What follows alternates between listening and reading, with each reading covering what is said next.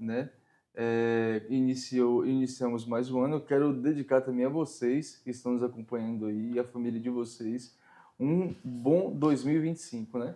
Que esse 2025 possa ser realmente das realizações que cada um de nós desejamos fazer, né? Principalmente estarmos mais preparados para a volta de Jesus. Porque se encerrou-se mais um ano, a volta de Jesus está mais próxima, Mais né? próximo. Pelo menos na nossa concepção temporal, né? Estamos aqui acreditando que Jesus está mais próximo. E o tema o verso para memorizar está em Oséias 14, versículo 4. Mas antes de tudo, quero pedir para que o irmão Ed possa fazer uma oração para nós. Então, oremos. Querido Deus, eterno Pai, graças te damos ao Senhor, ao nosso Senhor Jesus Cristo, por essa oportunidade de termos completado mais um ciclo anual, Senhor. Amém. E iniciarmos outro. E aqui nós estamos para glorificar o Teu nome por isso. Que o Senhor possa continuar durante todo esse ano nos abençoando no estudo da Tua Palavra, no conhecimento do Teu amor, para que possamos propagar essas mensagens para aqueles que ainda não te conhecem, para que o Senhor volte logo. Esse é o nosso desejo e oração em nome de Jesus. Amém. Amém. E Oséias 14, versículo 4, irmão Messias puder ler, mas antes, irmão Messias, vocês percebem que estamos aqui com a falta hoje, que é o nosso irmão Fábio, né?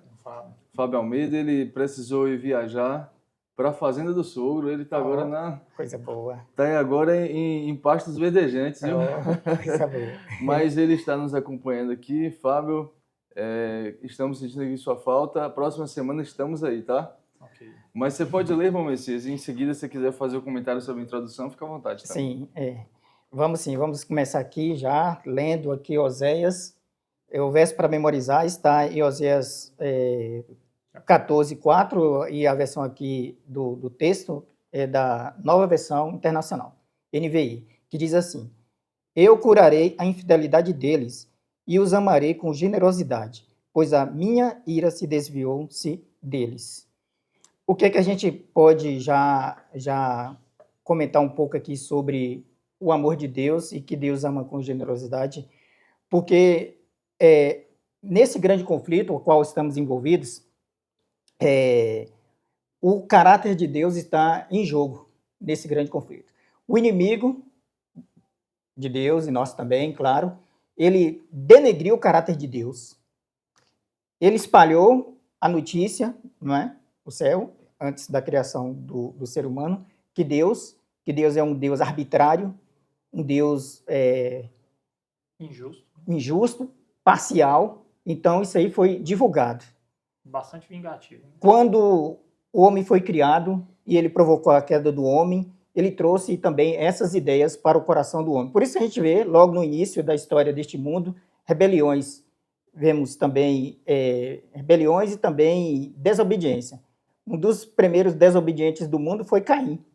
Caim não quis fazer o que Deus pediu, ele foi rebelde, ele foi contra a vontade de Deus e se tornou um dos patriarcas de Satanás, ficando contra Deus. E dele veio outros também desobedientes ao longo da história ali que a gente vê, até Deus destruir a terra com dilúvio. Mas só que essa destruição não foi suficiente para a solução do mundo por causa do pecado. Não é? Então, essa é a saga do grande conflito. O caráter de Deus, Deus ama com generosidade, está evidente nas páginas sagradas. E esse texto mesmo aqui de Oséias demonstrou isso aqui, que Deus ama com generosidade. E a palavra de Deus vai desmistificar essa noção errada, errônea, que Deus é injusto, que Deus é parcial, que Deus é tirano, que Deus não nos ama. Isso aí a gente vai procurar discorrer em todo esse trimestre aqui, a partir dessa lição aqui. Deus os ama com generosidade. E eu não tenho dúvida disso. Verdade, uma coisa que eu fico analisando, né, gente? Assim, aqui vem mostrando para nós um episódio de que Pedro, né, ele foi indagado por Jesus 3 vezes, né? E aí Jesus perguntou ali à beira-mar ali, né? Depois de terem feito a refeição. E Jesus perguntou a Pedro, 3 vezes, você me ama? E até que na terceira vez, né, Ed, Pedro ele ficou um pouco ali Triste. entristecido, né? É, Porque ele não sabia se realmente, né, ele mesmo amava Jesus, porque ele sabia que ele amava Jesus, mas ele ficou entristecido sobre o que realmente Jesus ele estava querendo, né, indagar ali naquele momento, né? Essa questão dessa tristeza, e também a gente pode pensar que Pedro, depois de Jesus perguntar por 3 vezes, ele se lembrar, né, de quantas vezes ele negou, né? O Exato. tamanho talvez do afastamento e da infidelidade dele para com o seu Senhor, né, no caso de Jesus Cristo. E talvez a tristeza dele foi pensar, né, será que agora eu vou receber tudo aquilo que eu fiz, né, de forma justa? Porque se ele recebesse o castigo ali, seria de forma justa. Mas aí Jesus nos vai, a resposta de Jesus é o que a gente está dentro do contexto da lição dessa semana, né? É entender verdadeiramente o seu caráter, que é baseado todo no seu amor e sua misericórdia, né? Isso vai ser discorrido nos pontos da frente aqui da lição. Então, Messias, como ele tocou no início, é fundamental que as pessoas entendam verdadeiramente o caráter de Deus, como ele é, para que possa também entender a obra de Jesus aqui na Terra e o que fez por eles, né? Vai haver isso. algumas questões aqui na lição mais à frente, vai ficar mais claro para a gente. É. E aqui nessa parte aqui do finalzinho aqui do dia de sábado, fala assim, não importa quão sejam nossas circunstâncias, que podem ser bem diferentes das de Pedro. O princípio é o mesmo. A pergunta que Jesus fez a Pedro é, de fato, a questão fundamental que Deus nos apresenta aqui e agora. Você me ama? Tudo depende de como respondemos a essa pergunta. Então, a mesma pergunta que Jesus fez a Pedro, Pedro, você me ama? E curioso disso, que quando Jesus se dirige a Pedro e faz essa pergunta, você me ama? Jesus usa um verbo grego chamado agapau, que é amor do alto, amor divino. Amor de sacrifício, né? É amor divino, amor, né? Amor de Deus, vamos dizer assim. Só que Pedro responde Jesus, né? Que Pedro responde Jesus, né? Quando Jesus pergunta, Pedro responde que amava. Mas só que Pedro não usa o mesmo verbo, Deus é filéu, né? usa outro verbo. Usa o verbo filéu, que quer dizer amor fraternal, um amor de amigo. Mas Jesus não quer que nós o amamos apenas como amigo, que o amamos como Deus. E Pedro foi restaurado ali. Inclusive, isso a gente comentou na lição do trimestre passado, do ano passado, que está aqui no canal. Vocês podem ir lá e ver o que discorremos em torno do capítulo 21 do livro de João. Mas já adentramos aqui essa lição, aqui já pegando aqui do finalzinho, para dar início aqui a este tema aqui. O amor e a justiça de Deus. Deus é amor. A gente não tem dúvida disso, mas também Deus é justiça. E algo assim impressionante é que quando falamos sobre do amor de Jesus, né, do amor de Deus para nós, a gente está muito enquadrado nos nossos padrões sentimentais que temos aqui neste mundo. Como nossa mente que está subjugada ao pecado, às fraquezas do ser humano, ela compreende. E é muito diferente de um ser criador, um ser que não habita pecado, compreender o que realmente significa o amor dado por alguém, né? Ou dado a alguém. Então, assim, é como eu penso.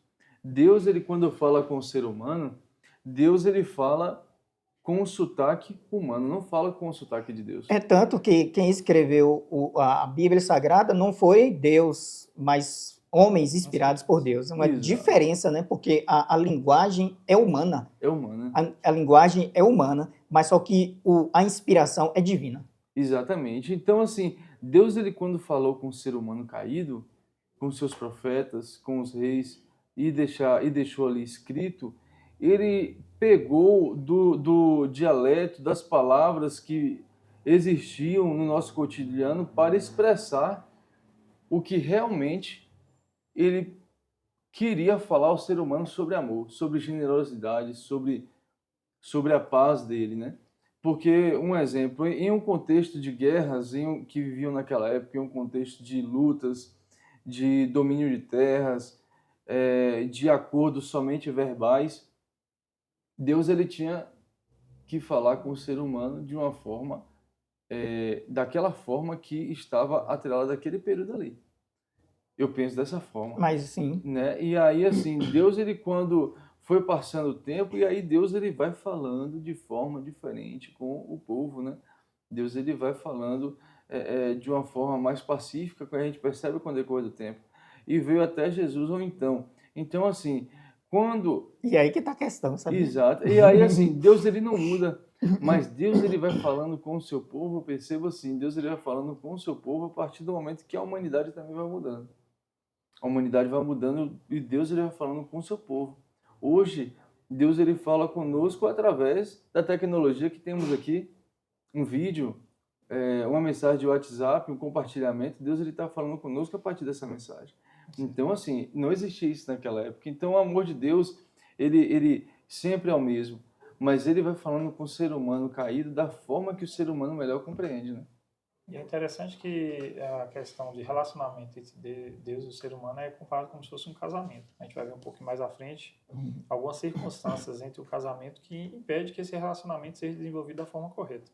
Mas o ser humano, após o pecado, ele perdeu a capacidade de amar como Deus ama. Deus continua sendo o mesmo, porque ele não muda.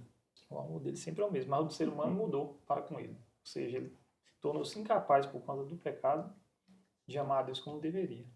Então, todo o processo que vem depois disso aí que a gente vai estudar na lição, mostra Deus ele não desistindo do ser humano e fornecendo condições, mesmo que ele não mereça, para que ele possa ter a oportunidade de amar como ele amava no início, né? Quando ele criou Adão e Eva e teve aquele compartilhamento de relacionamento de emoções e sentimentos no início, antes do pecado. A gente vai ver isso na lição. E o engraçado e curioso disso, e outras coisas que a gente pode aqui levantar questões aqui, é sobre o acontecimento que teve lá do bezerro de ouro, lá no Êxodo. Exato, Não é? exato. A gente vê ali que Deus fez aliança com o povo dele, tirou do Egito, não é? De uma forma muito poderosa, né? Com braço poderoso e mão estendida, não foi? E Moisés ficou 40 dias no monte preparando, né, as tábuas da lei, sabe? E quando essas tábuas foram preparadas e Moisés estava descendo, antes disso um pouquinho, Deus já havia falado para Moisés que o povo Estava se corrompendo, né? o povo estava se corrompendo, porque lá estava fazendo o quê? Um bezerro de ouro, não é? Então, quando Moisés chega ali, vê aquele povo ali com aquela alforia toda ali, adorando aquele bezerro de ouro, Moisés, indignado, quebra as duas tábuas de pedra, né? As tábuas dos 10 mandamentos. Querendo dizer, significando isso aí, que o quê? Que a aliança estava o quê? Quebrada. Que eles não eram dignos mais de estar em aliança com o Deus eterno. Tinha se tornado um Não povo é? infiel, né? Isso. E aqui, eu vou até pedir, Ed, para ler Êxodo 33, 15 a 22, para ver o que Moisés, a reação de Moisés, o que Moisés falou frente àquela situação ali. Eu estou Vamos aberto ver? nesse texto aqui, é interessante demais, viu? Eu peço para Ed ler aí, para a gente já comentar aqui essa partezinha aqui, superando expectativas razoáveis. Então, Êxodo 33, a partir do versículo 15, diz assim, nessa versão. Então lhes disse Moisés, se a tua presença não vai comigo, não nos faça subir deste lugar. Pois como se há de saber que achamos graça aos teus olhos, eu e o teu povo? Não é porventura em andares conosco, de maneira que somos separados, eu e o teu povo, de todos os povos da terra? Até o versículo 22. Versículo 17. Disse o Senhor a Moisés, farei também isto que disseste, porque achaste graça aos meus olhos. E eu te conheço pelo teu nome. Então ele disse, rogo-te que me mostres a tua glória. Respondeu-lhe, farei passar toda a minha bondade diante de ti e te proclamarei o nome do Senhor. Terei misericórdia de quem eu tiver misericórdia e me compadecerei de quem eu me compadecer. Isso. E aqui, esse texto aí levanta uma questão que foi desenvolvida ao longo de muito tempo, falando assim que Deus é parcial, que Deus predestinou alguns para ser salvo e outros para se perder. É Mas, compreendido, né? mas esse texto está dizendo isso? De forma nenhuma. De forma nenhuma. De forma nenhuma. Por quê? Se fosse assim, aquele povo que transgrediu, que apostatou ali diante do bezerro de ouro, Deus não concedia a misericórdia dele para eles. Não é? Exatamente. É tanto que depois o que aconteceu? Falou, Moisés, agora você sobe no monte, fica aqui comigo mais 40 dias que eu vou reescrever os 10 mandamentos novamente, porque minha lei é eterna, minha lei não pode ser quebrada, minha lei é de acordo com o meu caráter. Moisés foi lá, ficou 40 dias depois no monte, escreveu pela segunda vez, não Moisés, é claro, né? Mas sim Deus escreveu com o dedo dele as 2 tábuas, A única parte da Bíblia, né, que não foi escrita por por homens, não é? Pela segunda vez, Deus escreveu essas tábuas e Moisés veio e restabeleceu a aliança com o povo dele. Por isso que esse texto aqui que Ed acabou de ler é muito importante. Deus, ele poderia ou não poderia ter desprezado aquele povo, logo que eles pecaram, né, gravemente ali, mas Deus não fez isso, provando o quê? A misericórdia e a generosidade de Deus em continuar com aquele povo mesmo rebelde, mesmo indisposto de fazer a vontade de Deus. Deus concedeu novamente a eles a misericórdia de ser o Deus deles e andar com eles na trajetória para Canaã terrestre. Eu falo assim, que a gente é tão pecador que a gente não compreende a paciência de Deus, porque assim, esse povo ele pecou adorando o bezerro de ouro somente por uma falha. Só errou a adoração ao bezerro de ouro somente por uma falha, a impaciência. Você percebe que Isso. foi pela impaciência que a gente eles, poderia até ler o texto, né? que eles juntaram todos aquele ouro que eles tinham, né, das correntes e o que for que eles tinham ali, derreteram e fizeram o bezerro de ouro. Então, assim, o que eles fizeram ali somente foi por conta da impaciência. Pode ler, se você Isso quiser. aqui está aqui no Êxodo 32, diz assim, a partir do verso 1. Mas vendo o povo que Moisés tardava em descer do monte, cercou-se de Arão era o irmão de Moisés, e lhe disse, levanta-te, faze-nos deuses que vão adiante de nós, pois quanto a este Moisés, o homem que nos tirou do Egito, não sabemos o que lhe é sucedido.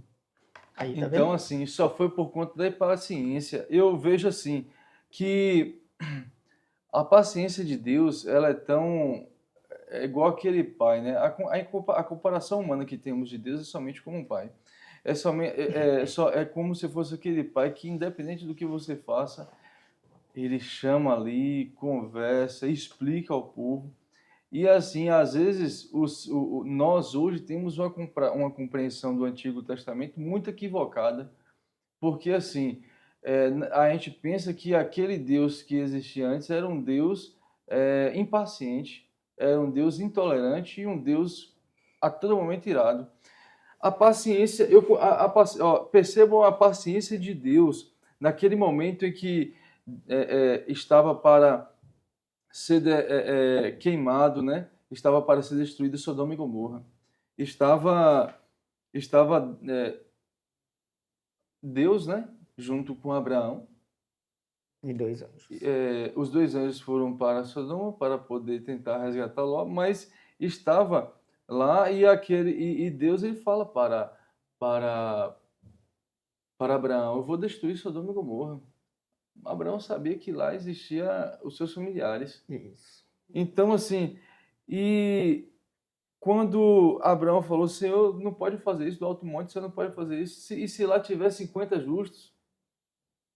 E aí, Deus ele falou, pelo amor dos 50 justos, eu não vou derrubar, eu não vou destruir aquela cidade. E olha que a cidade era Senhor, grande. posso te perguntar novamente? Pode perguntar, Abraão.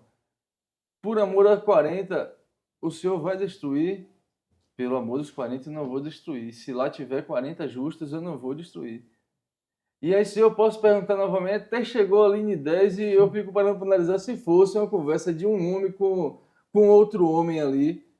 Eu acho que até de Abraão com o próprio pai dele. Você acha que teria aquela paciência, Abraão? Pode, se tiver, e respondendo a todo momento. E eu lhe garanto que se Abraão chegasse até ali e perguntando a Deus, Deus ele responderia com toda a paciência ali. Incrível A isso. paciência de Deus é incrível. Isso aí. Não tem comparação a paciência de Deus. E a gente está muito equivocado no que realmente significa a paciência de Deus, né? E aqui no dia de segunda-feira temos aqui o amor não correspondido. A gente viu sobre Moisés, a gente viu sobre Pedro e tal, e eu acho que na nossa compreensão hoje, até pior ainda daquela época, a situação de Oséias e o pedido de Deus a Oséias foi uma coisa assim, e eu acho que de todo o Antigo Testamento é uma coisa que não dá para a gente compreender, não é, Ed? Vocês falaram do contexto do povo de Israel, e se a gente olhar para o nosso contexto nos dias de hoje, é fácil assim começar a entender como é que Deus é, como ele age, e como é que nós somos e como é que nós agimos. A gente age de uma maneira pela qual a gente julga que Deus age da mesma forma. A gente falou no contexto de casamento. Sim, sim. Quando um homem e uma mulher vai se casar, primeiro eles se conhecem, eles se entendem que se amam e fazem um contrato. Agora, o que acontece no nosso contexto de sociedade hoje em dia quando acontece um tipo de infidelidade de uma das partes?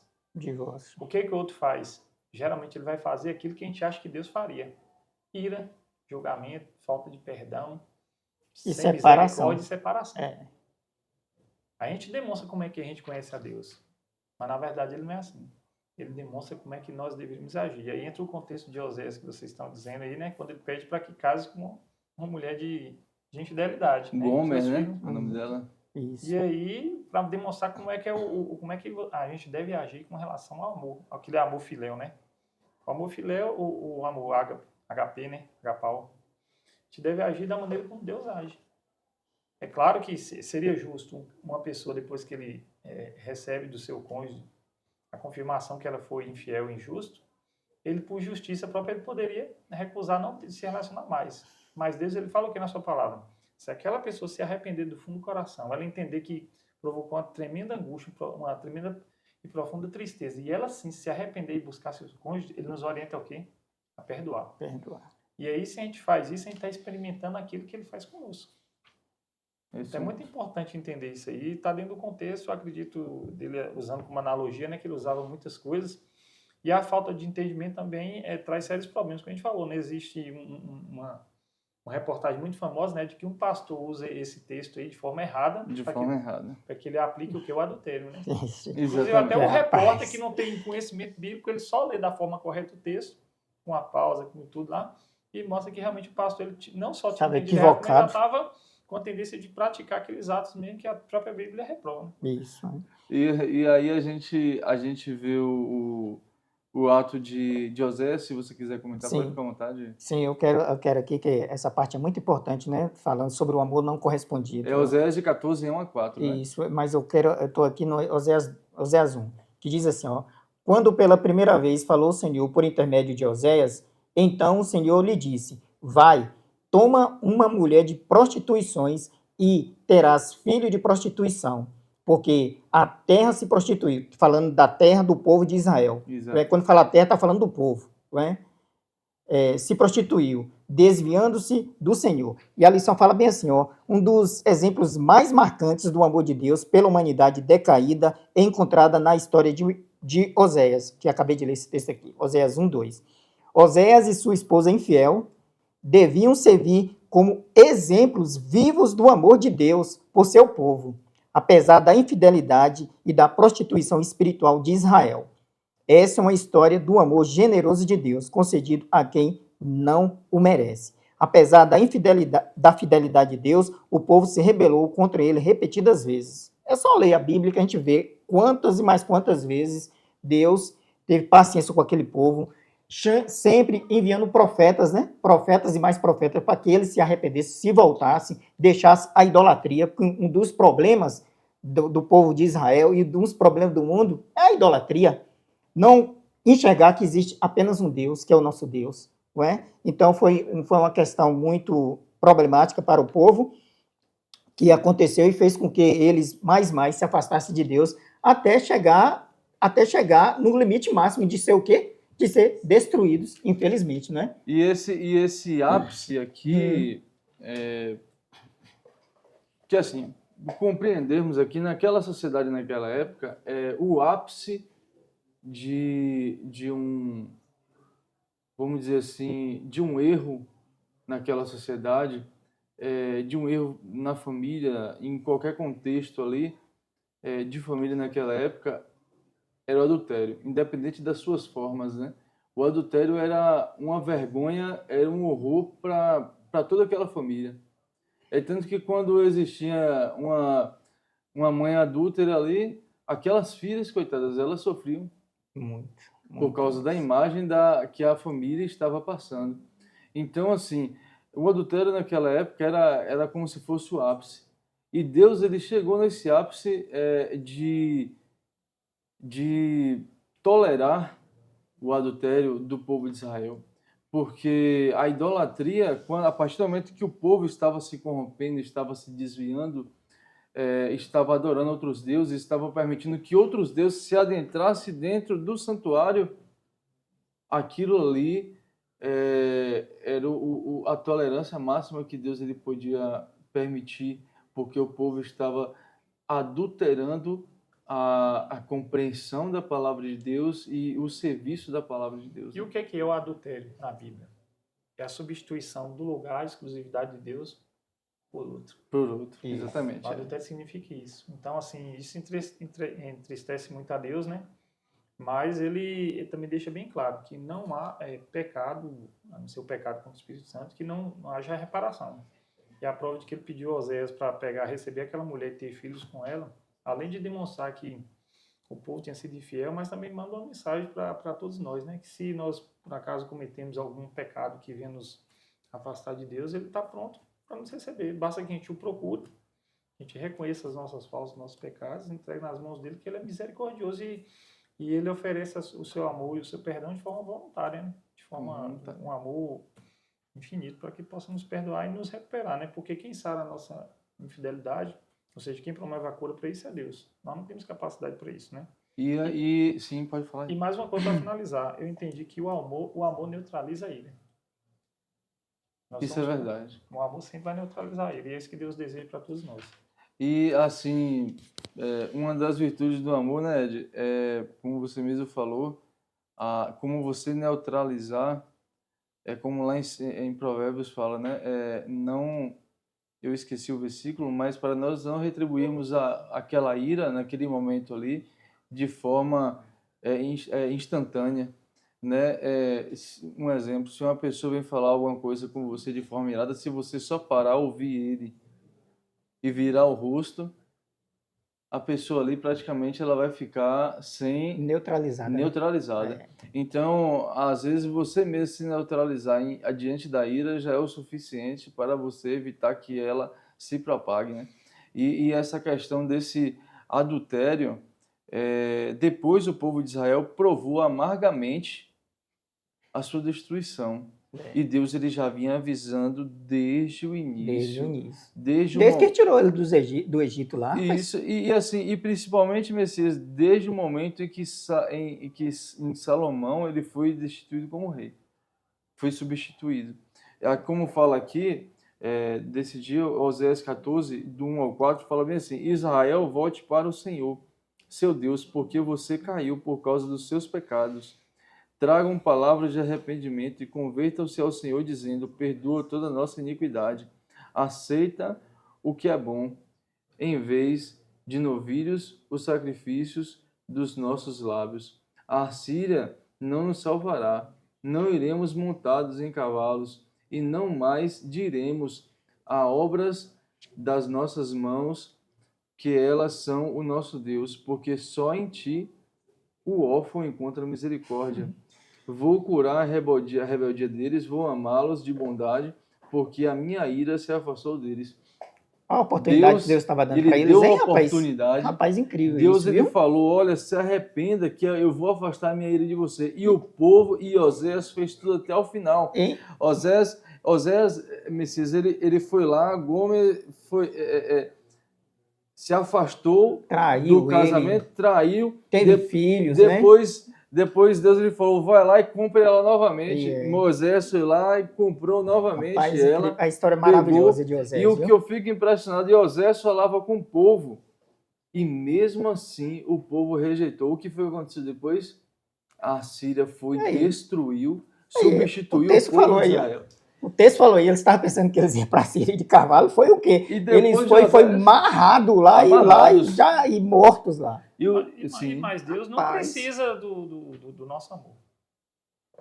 de certa Porque forma. ele, antes da criação, ele já tinha um íntimo relacionamento com a Trindade ali, né? Antes da criação de todas as coisas, ele já desfrutava disso. Ele não necessariamente precisa disso. Mas é claro que ele espera que aqueles que criou, que compartilha do amor que ele doou, né? Voluntariamente, que seja uma forma retributiva de tudo aquilo que ele faz, né?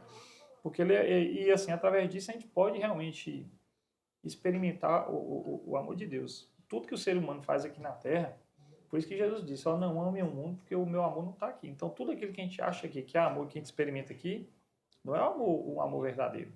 Não é o que Deus espera de nós. É por isso que a gente vê no contexto dos dias de hoje, nos relacionamentos, principalmente que tem acontecido muito nos noticiários, as pessoas estão em casa podem até comprovar. A pessoa está com outra. A partir do momento que eu falo assim, eu não quero mais me relacionar com você, a pessoa aplica logo a ira. Já mata a pessoa, aquele sentimento de posse e tudo. Então, com certeza, não é o que Deus espera do ser humano. Então, ele oferece esse amor, ele oferece a cura para que o ser humano entenda a oportunidade. Né? Então, ele é um Deus soberano e a gente não precisa questionar ele em termo nenhum, porque ele tem autoridade, ele é o Criador.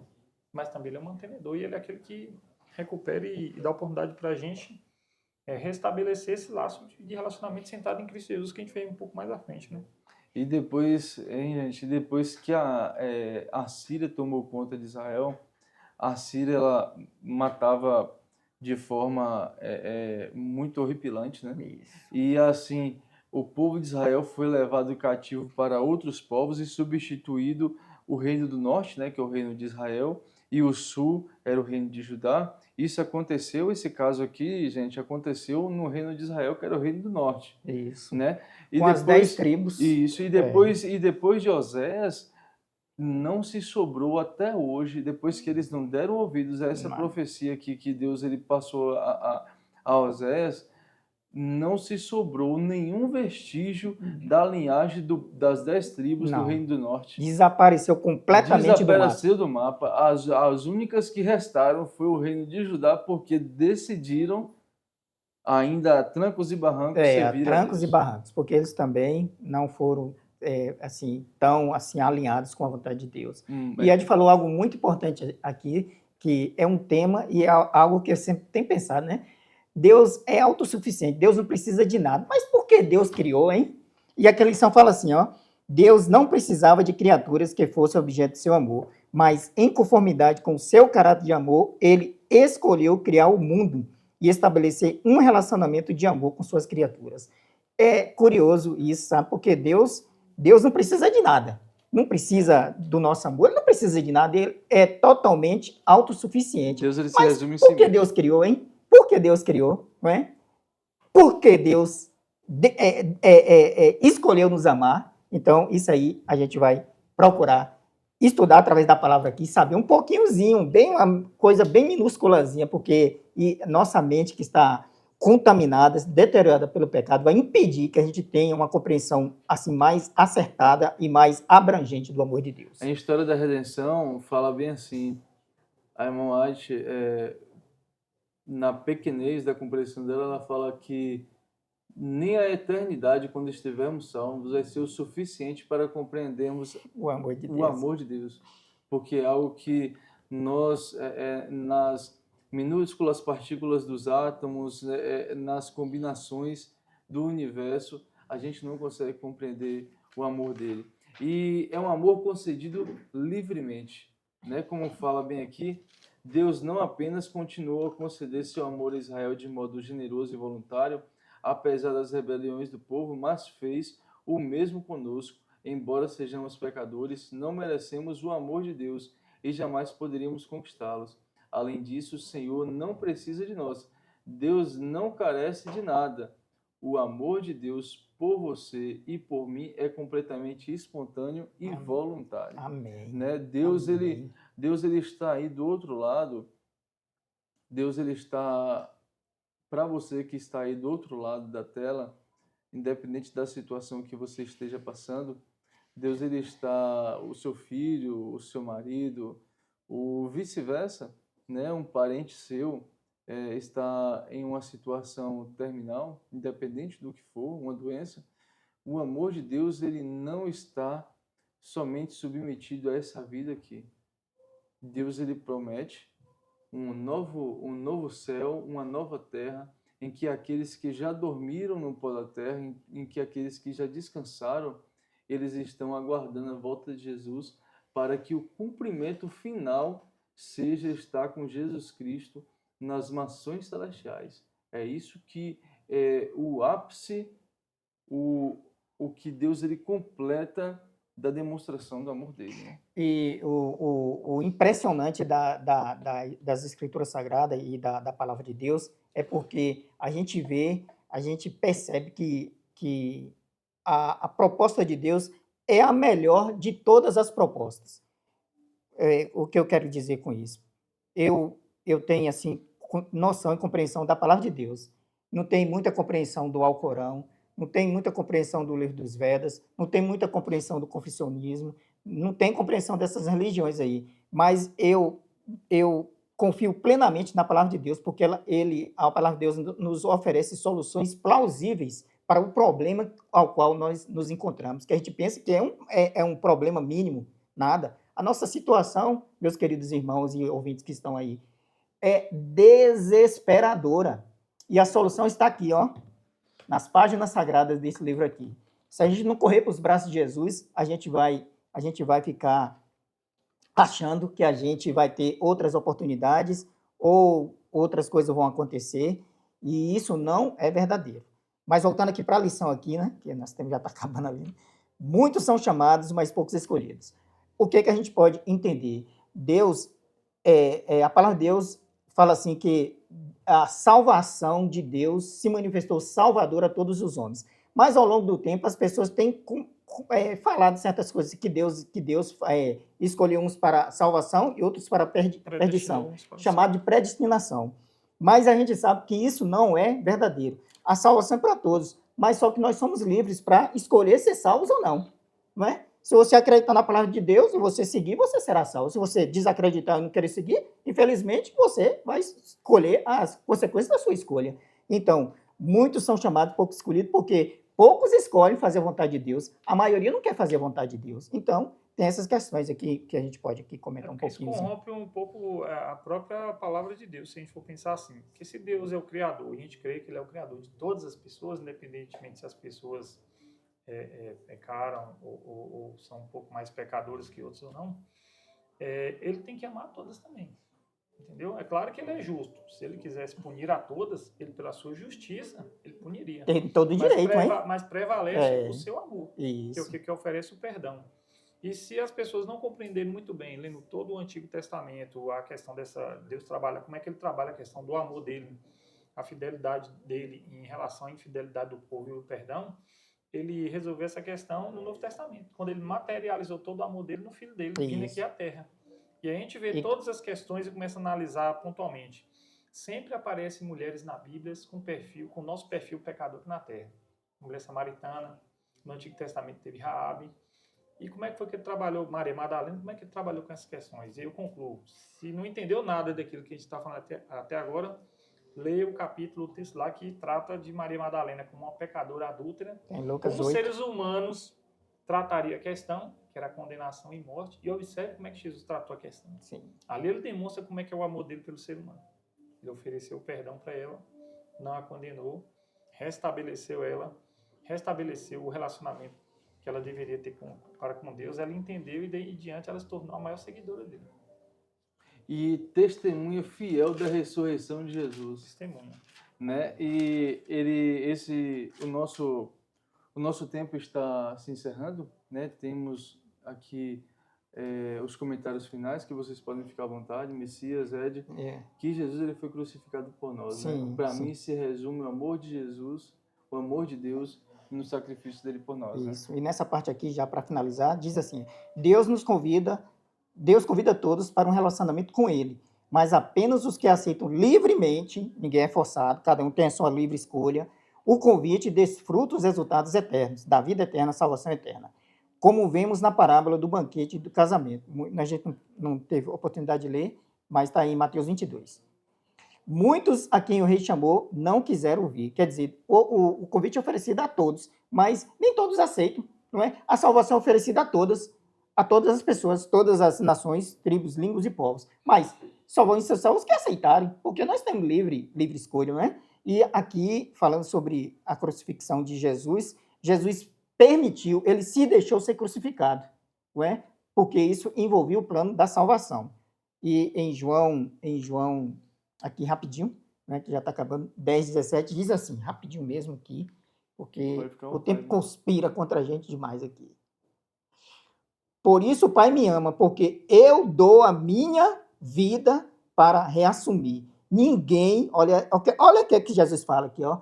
O que Jesus fala? Ninguém, absolutamente ninguém, atira de mim. Pelo contrário, eu espontaneamente a dou. Tenho autoridade para entregar e também para reavê-la. Este mandato recebi de meu Pai. Quer dizer, Jesus permitiu ser morto. Sabe por quê? Para nos salvar. Salvar todos nós da ruína e destruição do pecado. Porque o salário do pecado é a morte. Não essa morte biológica que as pessoas morrem aqui. Porque essa morte aí é uma morte, vamos dizer assim, momentânea. Todos serão ressuscitados. Tanto os salvos como os perdidos. Tanto para a vida eterna como para a condenação eterna. Mas Jesus deu a vida por cada um de nós. Ele oferece essa salvação gratuitamente a todos. Todos nós que estamos aqui, todos nós do mundo, essa salvação está disponível para todos. Agora resta uma questão, você aceitar. Você chegar e aceitar. E sim, aí você toma posse dessa bênção, que é uma bênção maravilhosa. Amém. E João 17:24, né?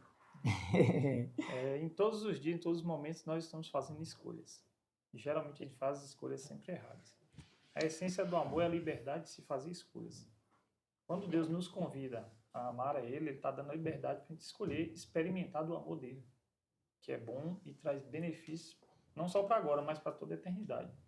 Então, quando a gente, pela liberdade que Ele nos concedeu, faz a escolha de não o aceitar, Ele é justo, Ele aceita. Mas isso vai trazer implicações na vida do ser humano que vai levá-lo à destruição. Ou seja, sem o amor de Deus aqui no planeta, o povo se torna autodestrutivo. Ele quer impedir isso. Ele quer parar essa questão. Então, em Jesus Cristo, Ele é o agente do amor de Deus aqui na Terra que faz essa ponte, nos resgata, nos leva novamente com Ele, para que Ele possa restabelecer o plano original. Ele nos criou para que a gente entre no íntimo relacionamento nosso para com Ele, e o que Ele já desfruta desde a eternidade com a Trindade.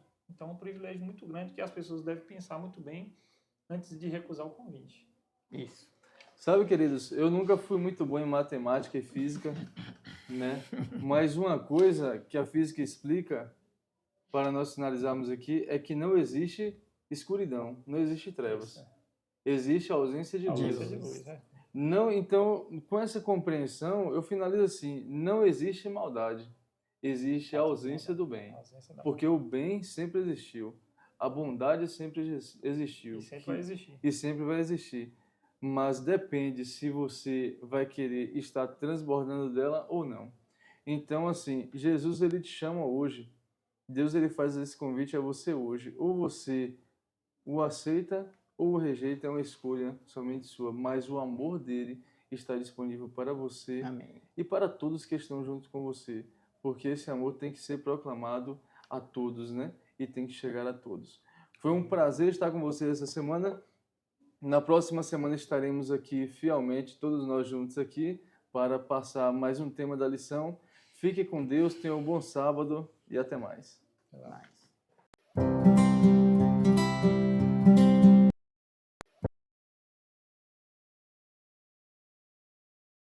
Para conversar